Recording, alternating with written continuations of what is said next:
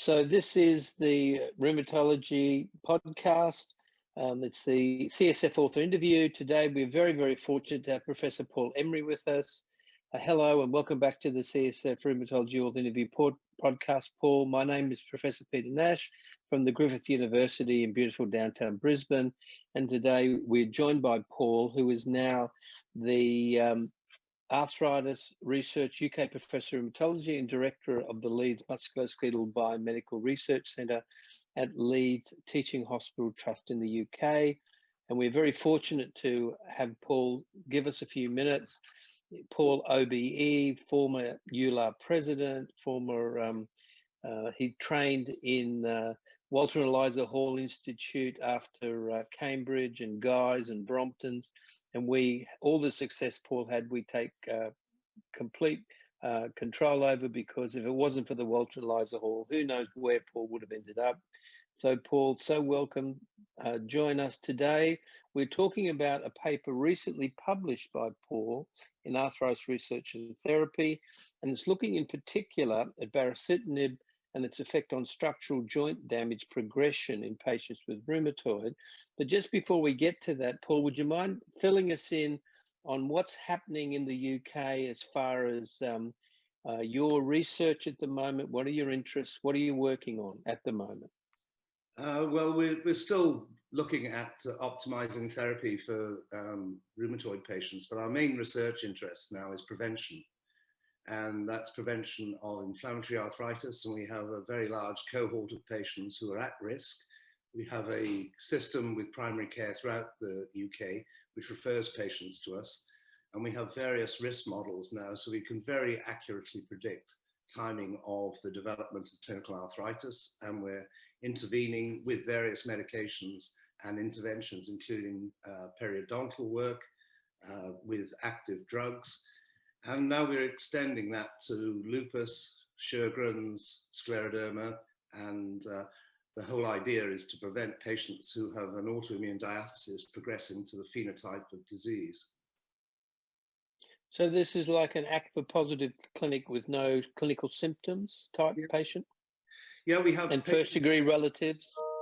We have what we call FDRs who have the genetic risk. We type them for their HLA status. We also have ACPA positive patients, some of whom have symptoms. And in fact, it's quite clear that by the time you have symptoms, you're on a trajectory that's going to lead you. And the symptoms are often very diffuse. They're probably related to the interferon levels that patients experience. And they have fatigue. They don't actually have joint pain till quite near the end. And that's probably because the first musculoskeletal site are the tendons, and the interossei have inflammation around them as well. So they get stiffness of the hands before they get arthritis. So because of that, you have these patients telling you they're ill, and I think that's a real opportunity to prevent joint damage. You mentioned interferon apathies and interferon signatures. Disappointed that the interferon therapies didn't work in RA. Was it just too early and they weren't used well? I think it's probably because interferon is a necessary but not sufficient thing to have before you progress. And the interferon levels are very high. They're high right at the time. The ones that progress, they're high from the first moment we see them. So I think you probably have to use the anti-interferons very early. But of course, what we're going to be talking about today inhibits interferon, and we'll be looking at that. So Baricitinib is a powerful interferon blocker. And just because it's so topical, how has COVID affected your work and your patients' interactions and treating your patients? Has it been a big imposition? It's been huge. Britain's had the worst COVID experience, I think, of any nation for a variety of reasons, the density of population and so on. But our ITUs have been overloaded for nearly a year now. And finally, with vaccination, they've come right down in the last few weeks. So our guys are coming back from COVID duty. And we have, for the last 9 months, been seeing face-to-face patients. But there's no doubt we're seeing what we call COVID casualties, the people who've developed autoimmune disease and have got a severity that we're just not used to seeing because they haven't been seen, they've not been to their GP. So there's a lot of catch up and a lot of disability that's occurred because of COVID, yeah. And are you seeing a lot of post-COVID rheumatic syndromes? People are collecting these. It's hard to say whether it's worse in our rheumatoids. Perhaps the interferon levels actually protect them slightly. Our deaths are underrepresented compared to the rest of the UK. That may be because they shield their professional patients, a lot of ours, and they know they take advice and follow it. But we haven't seen a lot of problems. We've had some very tragic cases of patients being admitted and then their husbands being admitted and the patients with rheumatoid surviving and their husbands not, which is very sad. But of course, some of the drugs we're using are now licensed for use in the treatment of severe COVID. So we're going to talk about Baricitinib. Yep. And we're going to talk about the JAKs. So could you just tell us a little bit about the market in the UK with all these biosimilars? Have the JAKs had penetration, and where does Tofa and Bari, Tofa after the oral surveillance and Bari and Upa, where do they all sit in the market in rheumatology in the UK? Well, it's been a big change. Tofa's never had the impact in Europe that it had in the States because it arrived late. It arrived at the same time as Baricitinib. It arrived with only the lower dose available to us, the 5BD. Baricitinib arrived with both doses, the 2 and the 4, which the 4 isn't available in the States. And that had one of the fastest penetrations into the market of any new drug. It was very fast indeed in certain countries. Baricitinib is licensed. They're still negotiating prices, so it's a little bit difficult to prescribe at the moment. But actually, within the next few weeks, both Baricitinib and filgotinib will be available. Upa at 15 milligrams and filgotinib at both doses. And as you know, in the States, they haven't pursued it because the higher dose wasn't approved. So we have the full range of drugs available. The big use has been with Baricitinib, but there are these new other drugs, filgotinib and upadacitinib, which will certainly take some of the market. And of course, there's the psoriatic side of it, which is more unique to upadacitinib. So we just heard today in a press release, given that the FDA was so concerned about spermatogenesis for filgotinib, and the MANTA study, preliminary data, shows the placebo had a higher reduction in sperm count than the filgo did, and Gilead and our TGA are not going forward. So we're not going to get filgo in Australia, just like the US. And you'd think it's the safest of the JAKs, but anyway, that's the way the cookie crumbles.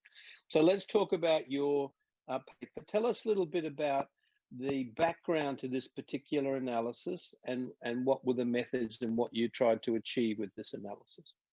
Well, this was to provide a comprehensive overview of the complete data on the structural benefit of baricitinib in patients with RA. And it includes everything from an MRI, a quite unique MRI study in a phase 2 study, which actually showed cartilage benefit at one stage, as well as the usual synovitis, erosion, and osteitis benefit. But we then looked at the very complete data set of structural inhibition across the whole spectrum of rheumatoid, from methotrexate naive patients in BEGIN to DMARD incomplete responders in BUILD and methotrexate in complete responders in BEAM. So, and we did a summary of the mouse work and well, it was the rat adjuvant work and the biomarkers, which are very consistent with the effect. And of course, the whole premise of a DMARD is that it does prevent structural inhibition. So we felt it was important with a new agent to put in one place all the data. Tell us a little bit about some of the MRI. I know you've had a keen interest in imaging for so long. The OMERACT, the RAMRIS, the CARLOS, some of these are new to the rheumatology audience. For the Carlos, for example, tell us a bit about these initiatives in getting MRI to be accepted as a more sensitive way of following damage and leaving plain X-ray behind from last century. Yes, yeah. The trouble with X-ray, as you well know, Peter, is that it's a two-dimensional representation, and by the time you've got something big enough to be seen on a radiographic change, and in particular to get a change in radiographic status, you have to have quite severe bony damage. So the whole idea these days is to prevent bony damage. So we use much more sensitive measures, and in fact, largely now although this paper focuses on both synovitis, erosions, and joint space narrowing, the real issue is to make sure patients have zero inflammation and no synovitis. And if you achieve that, then you're not going to get erosions.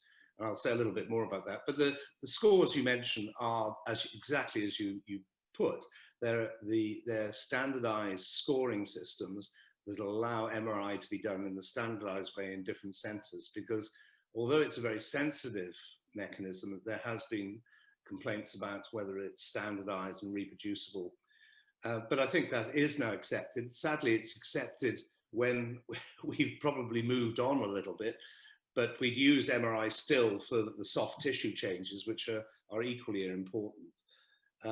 There was, those with long memories will remember, there was a huge debate about whether there were two separate mechanisms, inflammation and damage. And it seemed that you could switch off inflammation with standard DMARDs, but people still progressed. And the idea was there were different, almost cancer-like things in our fibroblasts that may have had changes with P53 and so on, which made these fibroblasts resistant to treatment and meant that you would damage irrespective of turning off inflammation. But with the ability of MRI and to a lesser extent ultrasound, we were able to show years ago now that you could, if you had no synovitis in your joints, you didn't erode. And that changed things because it meant that you could target synovitis and things didn't deteriorate. And do you think NICE will ever accept MRI and not insist on X-ray? Do you think FDA will ever let plain X-ray go and use MRI? I don't. They should do. NICE doesn't care about erosions. NICE cares about quality of life. But the MHRA, I think they're relaxing because there's so many agents now that are effective at treating this that I don't think, and MRI has been validated so many times. It's the bigger question is how many new true DMARDs will we get? In a market that's relatively crowded, will people or the pharma companies spend the huge amounts of money that are required to get a drug to market when they're interrupted at the last stage, like you just said, by data that don't support the FDA's decision? So, the vagaries of, the fact that Baricitinib wasn't licensed at 4 milligrams, the fact tocilizumab wasn't licensed at 8 milligrams per kilogram, and now filgotinib at 200 milligrams, and especially when oftentimes they only license it post-TNF when you actually need the high dose. When on one occasion, the low dose doesn't work as well. Well, I was going to ask you about the 2 milligrams versus the 4 milligram. Tell us a little bit about the results of the study and the two doses. There seems to be a dose response as far as damage is concerned. Yeah, the 2 milligrams works pretty well for most things. There's clear separation for X-ray changes, with actually the one exception to that is in BUILD and a little bit in BEAM, which are the two post methotrexate one. Well, it's in BUILD because that's the one against 2 milligrams. And what's in that, the joint space narrowing was equally good in the two doses, but erosions were slightly better. And in BEGIN, which was the one against methotrexate, there was a clear benefit from the 4 milligrams in terms of structural benefit. But you probably don't need 4 milligrams all the time. It probably, if you gave it at the time when it was eroding at its fastest, you could get away with 2. But we use 4 most of the time. We find that if you have, for example, liver function test abnormalities, we've done a paper on temporary interruptions showing that you can get away with temporary interruptions and no loss of efficacy, and you can restart quite quickly. And you also have the advantage of using the 2 in more elderly patients, in those who you think may be more prone to side effects. So we find the 2 doses quite helpful, and I don't think the X-ray data impinges too much on how we handle the drug, actually. And the other observation is, like everything else, the combo with methotrexate seems to be slightly better than the mono, even though we use a lot of Bari as mono. Yeah, correct. Again, it's mainly, the benefit is seen mostly in the X-ray data. So you can, again, use methotrexate when you think the patients are at their worst, and then when they're more stable later. There's no data to support this, but I would strongly suggest that if you get patients well, Sure. then stop the methotrexate, you're not going to erode. Yes. And tell us a little bit about safety. We're all very paranoid about VTE, and in the Asia Pacific region, they are very paranoid about Zoster, because Shingrix we can't get here yet. Can you get Shingrix in the UK all right? Only by a lot of sort of paperwork. I don't know why we can't get it. It doesn't make sense, but it's, you know, and it's not, it costs a bit, but it's not that expensive compared to a Zoster episode. Sure. No, VTE is still a major issue. The TOFA has got a black box warning, and we're advised not to give TOFA to patients over 65, overweight, on steroids, diabetics, and so on. And I think it certainly biases us. So if a patient has a high DVT risk, particularly someone who's had a DVT or a thromboembolic event previously, we wouldn't actually go to a JAK inhibitor first line of advanced therapies. Well, I was going to ask you if you feel this is a JAK class effect or a JAK2 effect.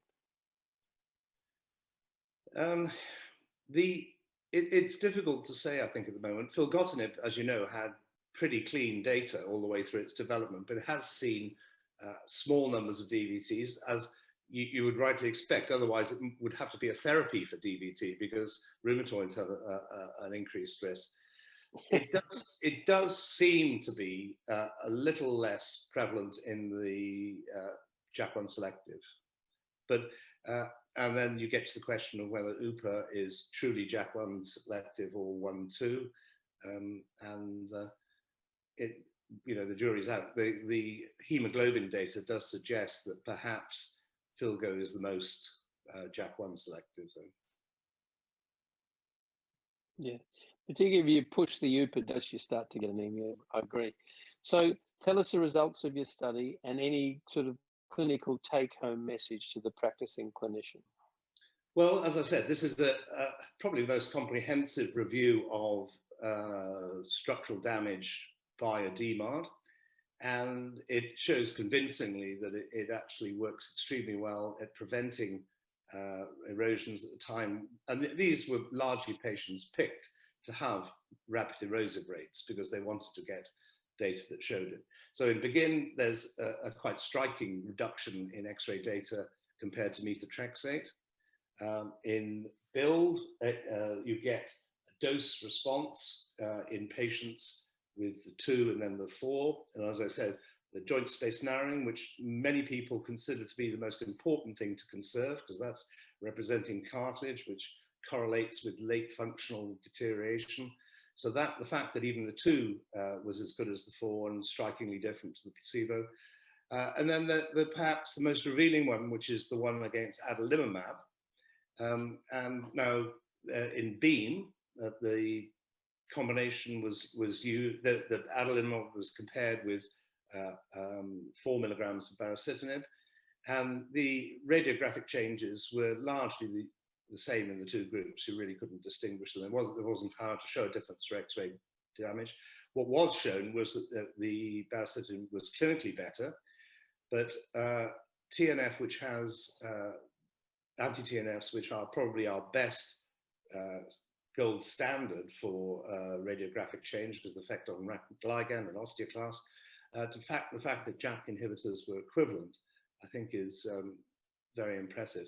So in BEAM, you had improved clinical responses and equal radiographic changes. So I love the idea you can tell a patient, just walks in the door, I'm about to start you on a therapy, we'll have half of you in remission in a year, and 80-odd% of you will have no evidence of X-ray damage. So, yeah, probably more than that actually in clinical practice, because as I said, these are selected patients to be bad. Sure. Yeah. So you can, that's the thing I always say that changed everything for rheumatology was the data from ATTRACT, where we weren't even expecting to see any radiographic damage. Famously, a very eminent American said that anti-TNF was a very good antidepressant, but no good on structure. So when it showed that you could hardly show any changes, we managed, those were the days, we actually only had X-rays in about half the patients, but it showed such a dramatic... Do you think, Paul... Sorry, Peter. Do you think, Paul, sorry, do you think going forward, look, eventually TOFA will be off patent, these drugs will be off patent? You think there'll come a day where we might start with a JAK instead of methotrexate if there's no cost issue? Well, that's a very interesting. We've taken on biosimilars in a big way for the biologics. About 85% now are biosimilars. So there's no problem switching to an equivalent drug. I don't think we will find we will be switching to TOFA when it's generic, because I don't think TOFA in Europe psychologically is seen as equivalently safe.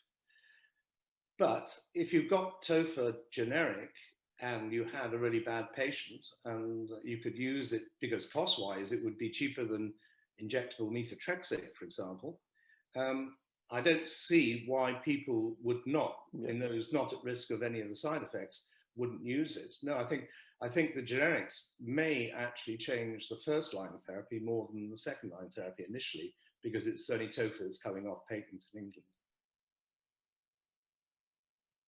Sure.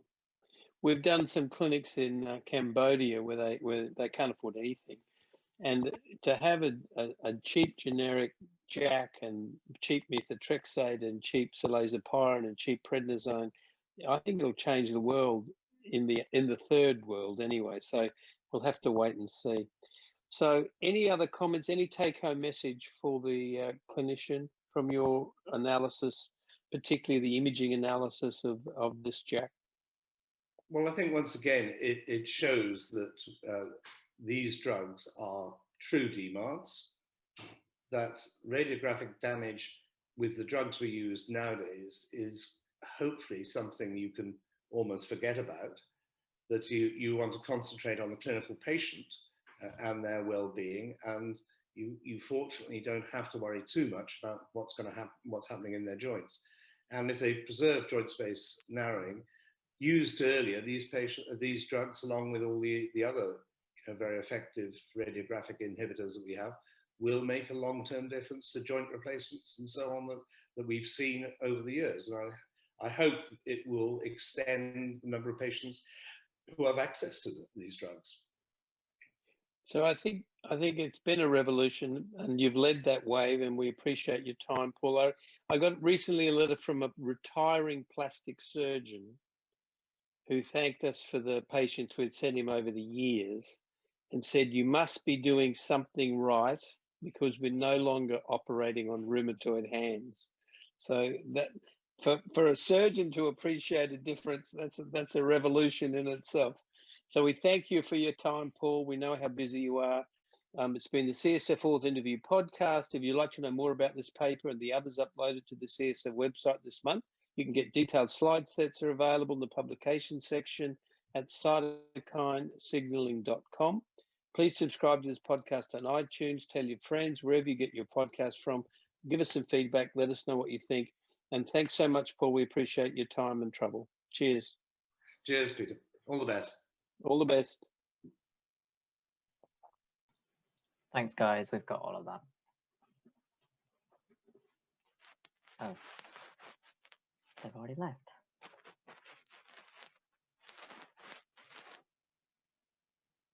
Did you Okay, get... they left.